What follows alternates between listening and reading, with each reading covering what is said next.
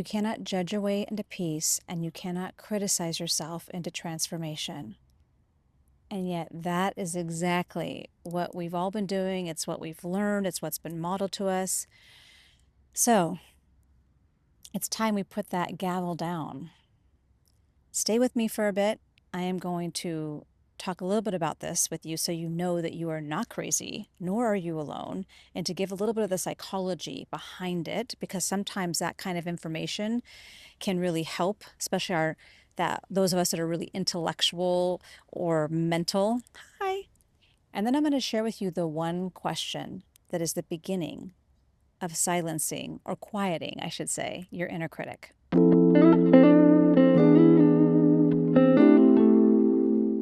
Many people, scientists, thought leaders, it's probably titles of articles, that there's a negativity bias. I would offer there's a negativity bias because that's what we've been doing for hundreds of years. We've been recycling that. We do need we need to judge. We need to have discernment. We need to have critical thinking. We need to be able to exercise that part of our brain. Nothing wrong with that. And for some reason, we have been creating a society where we are very often very critical of ourselves, so much so that many people don't even realize that they're doing it.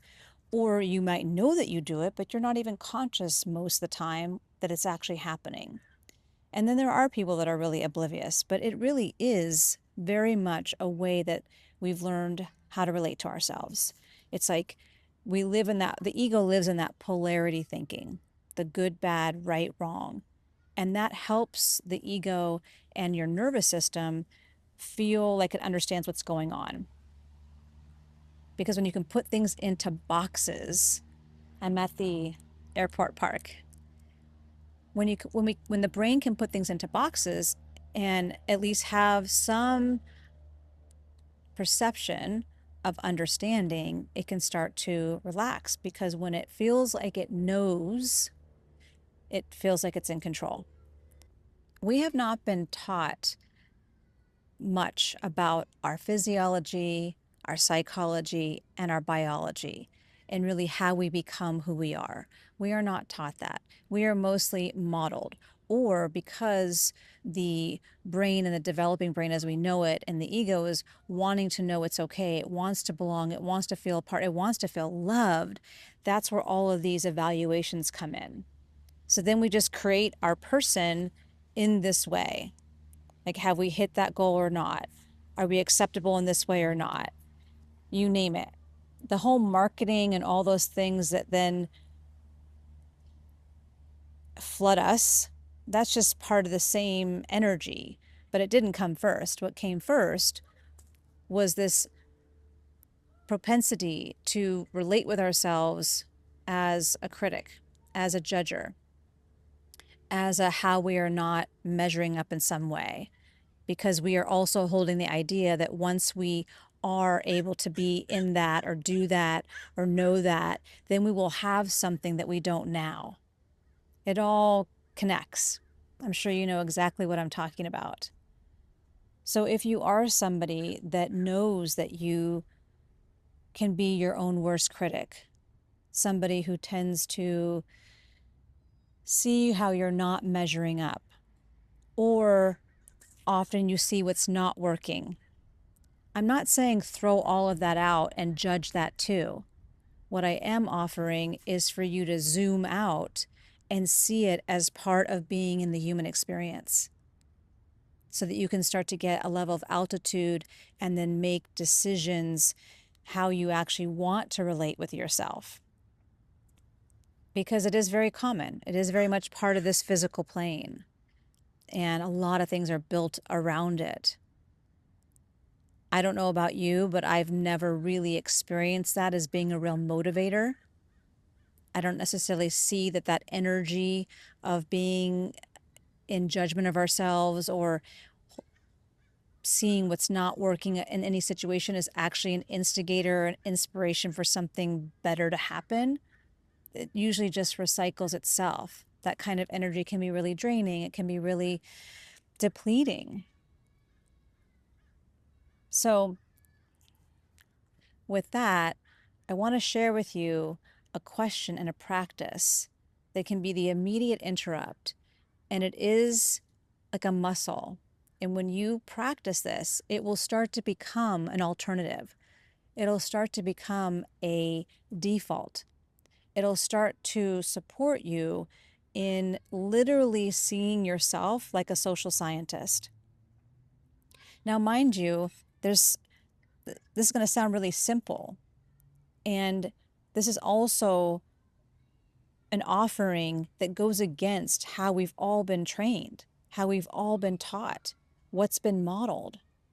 We are not really taught how our inner operating system, how we become who we are, how our brain is a meaning-making machine. We aren't really taught about that. And for those of us who can be a little bit more nerdy and intellectual and be in the mental to help understand things, which is something I very much am, I have found it really empowering to understand how the personality comes about. Because it's not just about what happens for me or what happens for you. It's a very common part of human development. So stay with me, and I'm going to also walk you through at the end the process of how you can implement this. And the question is, what did I notice today? What did I notice today? The intention behind that question is that you are focusing that on yourself, because you are the only thing you really have leadership and dominion over.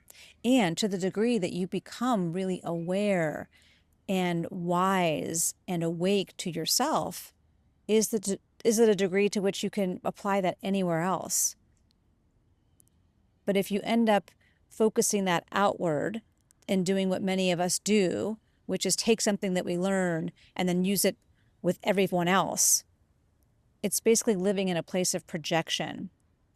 Because everything that you see, you own in some way. It's harder to look at it with ourselves because we were not taught this. That's the only reason why it's harder. If this was part of how we learned and how we evolved, if this is part of our education coming up through the K through 12 and beyond, it wouldn't be hard. It would just be like brushing our teeth. But it's not part of that learning experience. So the opportunity is to ask yourself with a journal or a pad. I encourage a little journal by your bedside that literally allows you, sometimes it can just be a couple of sentences. Sometimes you might have more to say. As the practice evolves, you might have more to say because you start to see things more and more differently. And it's about just acknowledging, what did I notice today? Now, here's the catch. It's not about applying a story attached to it. It's not about adding the justification. It's not about evaluating what you feel about it, what you think about it. It's just, what did you notice? It's that scientist. It's collecting data. So resisting the temptation to add a whole story to explain it is going to be a key part of this practice and this muscle building. But it's something that you can develop. It's just about repeating things, right? You've had that experience where repetition really creates not just learning and trial and error, but it expands us. There's nothing that can replace repetition. So it's really about coming at this question as a neutral observer, being able to create the skill and the practice of being able to see things with neutral eyes. And that means you're just literally witnessing, you're noticing, you're getting curious. What comes through that also is to become more compassionate for your experience as a human, compassionate for all the things that impact us on a daily basis, all the things that have made us who we are, many of which not only do we not always know, but we're not walking around consciously holding them and processing them. We're in our life and we're highly distracted. And if you're a woman over 40, well, any woman, but definitely women over 40, you have decades of experience taking care of everything and everyone else before yourself. This is very much a common practice in our society as we know it. So that also makes it more challenging to direct truly your love and compassion in a natural way without it feeling like an effort to yourself. But that's not a defect in you. That's the place you were born into. That's how things have happened here. And when we get to a certain point in our life, then it becomes our choice and our opportunity to shift that. But participating in conversations like this is how it happens, because again, it's not the dominant way of being. If it was, I wouldn't even be making this video. So the question is, what did I notice today? And having a journal or some kind of writing, I highly encourage it be something that you can write down versus dictating into your phone. There's something that happens there. There's a transmission that happens there when you're writing it. So any way that you can do that as part of it is something I highly, highly encourage. And really, to give a little bit of texture to this question of what did I notice, it's like, what did I notice about how I felt about something? What did I notice about my energy? What did I notice about my experience? What did I notice about how I reacted or not? It's just becoming that witness. So a couple of examples could be, I noticed that when I do not have a cup of coffee by a certain time, I can get grumpy.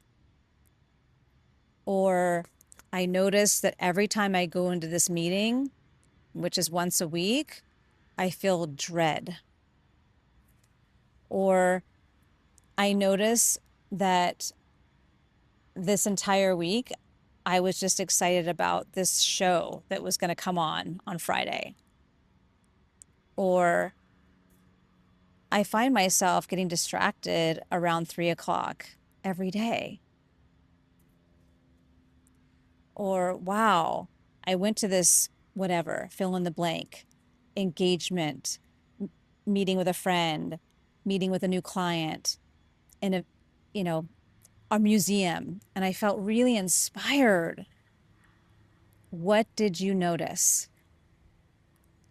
This is one of the most powerful practices that you could ever bring into your life,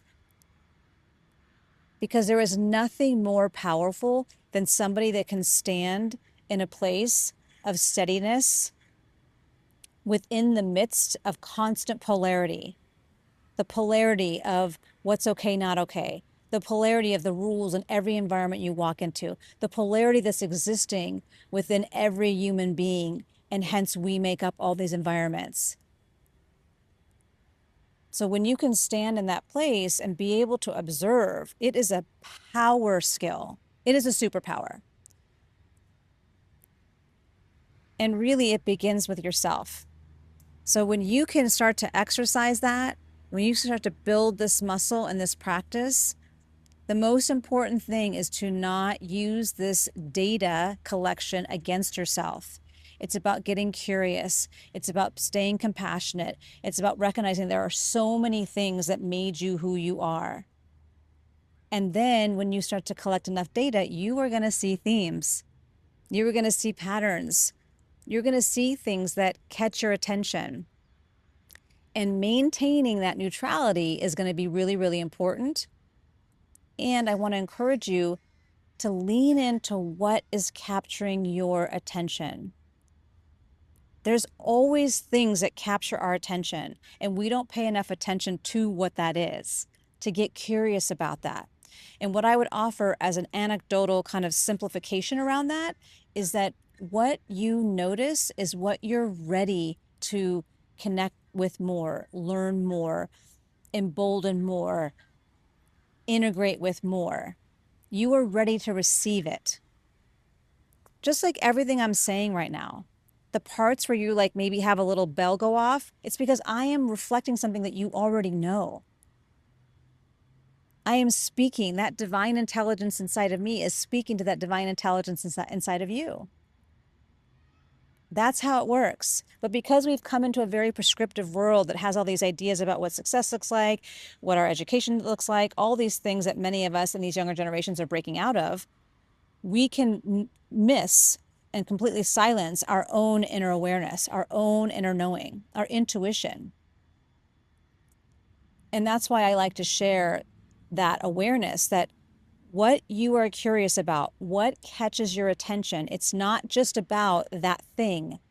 It's about revealing something about you in that moment, about why you're drawn to that, about readiness. It's powerful in its simplicity.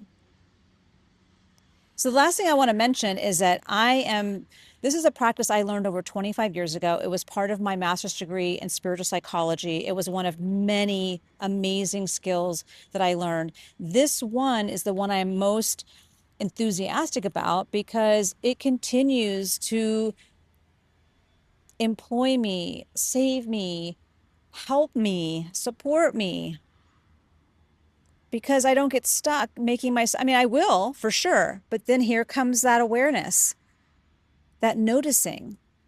And then I can walk right into that compassion. I can walk right into that, wow. For me, it's fascinating. I think it's really interesting how we become who we are. And when we can move out of our direct programming, I have no doubt it will be interesting to you too.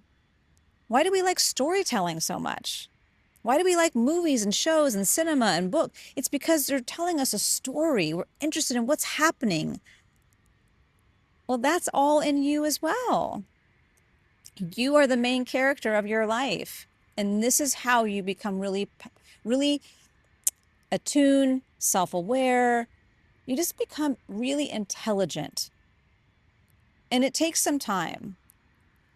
But this is truly, I'll share one brief example that's relevant in my life right now.